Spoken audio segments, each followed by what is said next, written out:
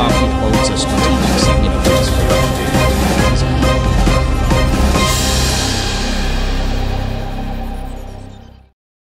Hubo un tiempo, y qué tiempo glorioso, en que Europa no solo dibujaba los mapas, sino que también trazaba los destinos del mundo. Desde finales del siglo XV, se pavoneaba en el centro del tablero decidiendo, imponiendo y gobernando como la emperatriz de un baile que parecía no tener fin. Pero como todo exceso, ese reinado terminó. Y vaya de qué manera. La Segunda Guerra Mundial no solo dejó a Europa como un campo de batalla hecho jirones, sino que la redujo a escenario de nuevo espectáculo, la Guerra Fría. Los Estados Unidos y la Unión Soviética, flamantes titanes surgidos de esa hecatombe, se disputaron la estafeta del poder mientras la vieja dama europea recogía los trozos de sus sueños rotos. Los vencedores y vencidos europeos por igual acabaron en la misma aula de humillación. Carreteras bombardeadas, puentes destruidos, fábricas hechas trizas y un saldo humano que hiela la sangre. 40 millones de almas desaparecidas. El PIB alemán, antaño orgulloso de la industria, ahora apenas era un tercio de lo que había sido antes de la guerra. Berlín, reducido a un páramo de escombros, cargaba además el peso inmenso de la culpa por el nazismo, sus crímenes de guerra y la infame maquinaria de los campos de exterminio. Italia, orgullosa de su imperio soñado, vio su PIB hundirse un 40%. La Francia, que se contaba entre los vencedores gracias en buena medida a la diplomacia de Churchill, tuvo que conformarse con el amargo sabor de una gloria a medias. Su prestigio estaba severamente mellado, su PIB cortado a la mitad y el trauma de la derrota de 1940 aún palpitaba en sus venas. Eso sí, De Gaulle y la resistencia lograron al menos salvar el honor patrio. Los británicos, siempre prestos a contar sus victorias, podían jactarse de haber combatido desde el primero hasta el último de los días de esta guerra, pero la verdad era mucho más gris. Su imperio colonial hacía agua por todos lados, su oro se había evaporado y su economía apenas sobrevivía. Mientras Estados Unidos nadaba en reservas, Europa vivía el escarmiento de su desdén, el famoso Dollar Gap. Las poblaciones europeas, exhaustas de guerra y privaciones, ya no eran dueñas de su propio destino. Europa había dejado de ser el centro del mundo. Los pueblos colonizados, atentos al desmoronamiento de sus amos, empezaban a exigir su lugar bajo el sol. Se cerraba así el gran ciclo de dominio inaugurado en los tiempos de Colón y de Vasco da Gama. Cuando Europa parecía no tener otro futuro que la miseria, llegó el caballero salvador, el Plan Marshall. El 5 de junio de 1947, el general George Marshall propuso una ayuda económica masiva a los países europeos devastados por la guerra.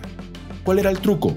Nada de caridad. Se trataba de reconstruir Europa, sí, pero también de detener la expansión soviética. El plan, que representó el 2% del PIB estadounidense entre 1948 y 1951, consistió en un torrente de productos y dólares, 90% de ayuda en especie, 10% en efectivo, que dejó su marca imborrable. La Europa que aceptó la ayuda floreció, la que no, bajo la órbita de Moscú, quedó atrapada en la miseria y el estancamiento. Entre el 4 y el 11 de febrero de 1945, en un frío salón de Yalta, en el sur de Rusia, Stalin, Churchill y Roosevelt sellaron el destino del mundo. Ahí se fraguó la leyenda de la partición equitativa entre soviéticos y americanos, aunque, como suele pasar, la realidad fue menos romántica.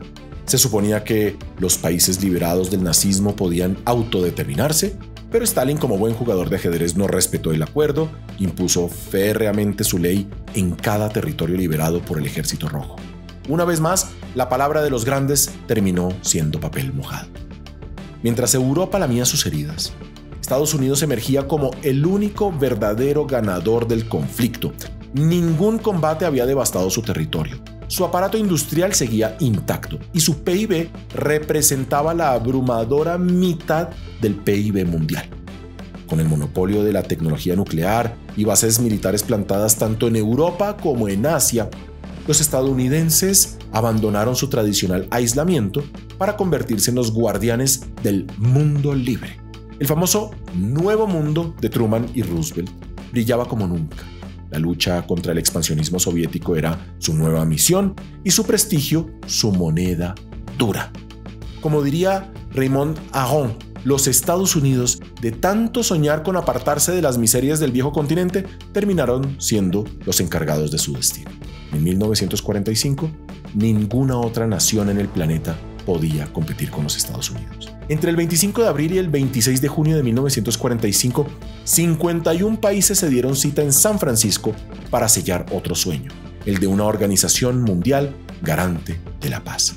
Así nació la Organización de las Naciones Unidas, la ONU, con un Consejo de Seguridad dominado por 5 miembros permanentes: Estados Unidos, la Unión Soviética, hoy en día Rusia, Reino Unido, China y Francia, cada uno con derecho a veto. Pero el mundo ya estaba partido en bloques, y esa grieta estructural impediría que la ONU ejerciera el verdadero rol que se le había dado de árbitro global. Europa, agotada, humillada, dejó de ser el epicentro de la historia humana. Desde las ruinas de Berlín hasta las playas de Normandía, desde la desesperanzada Varsovia hasta los discursos vacíos en Londres, el viejo continente bajó el telón de su reinado. Era ahora el turno de los gigantes, Estados Unidos y la Unión Soviética, y el nuevo mundo dividido en dos mitades. Mientras tanto, Europa recogía las migajas, recordando con nostalgia los días en que un barco zarpando de Lisboa podía cambiar el mundo entero. Así, entre discursos, dólares, traiciones diplomáticas, nació la nueva edad contemporánea. No con un trueno heroico, sino con el susurro resignado de un continente que había perdido su centro y su corona. Si les gusta este contenido, denle un like a este video, suscríbanse a nuestro canal y recuerden que estas son las crónicas del fin del mundo. Chao, chao.